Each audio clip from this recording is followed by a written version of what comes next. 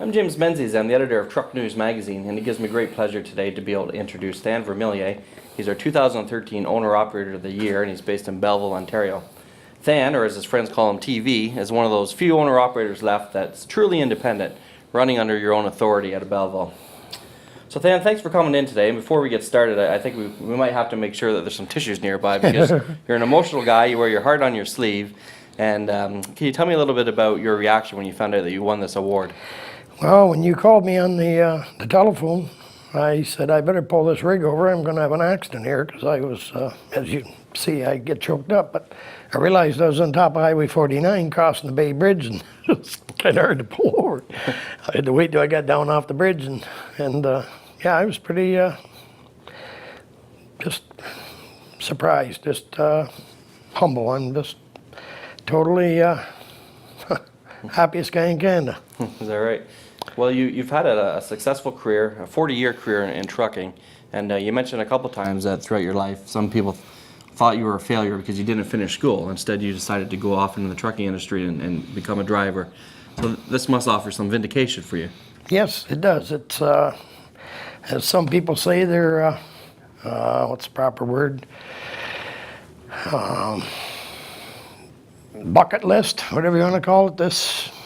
That there just fills up any, that takes the cake right there. That Owner-Operator of the Year, that's quite an honor. What is it about trucking that appealed to you? How did you get into that business in the first place? Well, when I was a young lad, my dad went to my mom and said, don't worry about him in school. If it's got a gear shift and a seat and a steering wheel, he's going to be in it or behind it. He'll be around the trucks. It's just in me. I don't know, just the shifting of the gears and the sound of the pipes. That's why I'm deaf in my left ear. I always like straight pipes, but now as I've got older, I kind of like the quietness. But I don't know, just as I was a kid, one of my dreams is to... Was your father instrumental in teaching you how to be comfortable with big trucks, how to drive them? Yes, we had trucks on the farm, and Dad made it real careful and made very clear that you back up before you learn how to go ahead. And we did that with the tractor and manure spreader, tractor and wagon, and that's why I take pride in backing up today. I'll put it, if it can be put there, I'll certainly try to do my best to get it there, and I get lots of pats in the back for doing that. But yeah, my dad was... Yeah, we were farmers, but he still, if I had equipment tractors, I'd rather be on that than milking the cows. Mm-hmm. How old were you when you started driving trucks? As soon as I got my license, I turned 16. I went and got my chauffeur's license. And when my dad got out of the farming, I started to work for Webb's Trucking when I was 17. Clayton Webb out of Trenton. Okay. Yep, driving a gravel truck. And Clayton, when I went in for an interview to talk to him, he said, well, there's a yellow truck out there, number 9. Come on, we'll go for a test drive. We went about a mile and a half down the road, and Clayton said, pull this truck over. He said, you'll do just fine. He said, you're breaking out in the sweat. And he said, you're looking a mess. He said, I'll walk back to the shop as you continue on Lightfoot Construction. And I'm the type of guy I could drive the truck, but I just couldn't with him sitting there. I was very nervous with him there. So I started with Clayton Webb, and that fall come along. John Rowlands, one of the big bosses at Gulf Oil in Belleville, had a driver get hurt, and he hurt his back, Alex McCormick in Trenton. And he knew Clayton Webb, and he was talking to Clayton, and he said, I'm looking for a driver to fill in for Alex for the winter. And Clayton said, I got your man. He said, I got TV. He said, you can have him for the winter, drive for Gulf Home Comfort, and I want him back in the spring. So that worked well for 2 summers. I went back with Clayton in the summer and worked for Gulf Oil in the winter. Well, then Alex retired, and they took me on full-time with Gulf Oil, and I was there 6 years until they closed the terminal.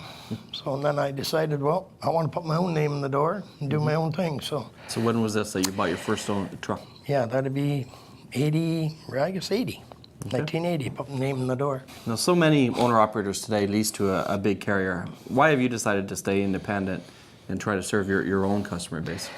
Pride more than anything. I want my own name in the door. Dispatchers, I really get upset when people lie to you. Dispatchers, it just seems to become a habit with those guys, But dispatcher to lie to you. This way, I got nobody to lie to me. If I act up or if I make a mistake, I got only me to blame. So I just wanted to be a one-man show. Mm-hmm. It's worked well for you, but at the same time, you can't compete with the big guys in terms of capacity. So how do you bring an advantage to your customers that the big guys can't bring? As I've said all along, service is built into my name. If I say I'm going to be there, I'm there. And I make mistakes. You know, we all sleep in. We all stay up too late at night. We all make mistakes, but you have to be honest and step up the plate and take your whoopings when you're entitled to it. But you say you're going to be there and do the job and just service, just dedication. That means, you know, a lot. You can take big companies, not knocking anybody, but they have to put up with drivers, and you know, the drivers, whatever. I don't want to do this. They're stuck. You know, well, you have to go take that load. You got to pick that up by 7 tomorrow morning. Well, no. Next thing you know, 5 o'clock they call in. I'm sick. So the dispatchers got to hustle and get another driver. Where they pick up the phone, they call me. They're dealing with me. You know, one man show. I feel I can. You can knock me down, but I'll keep getting back up and coming back.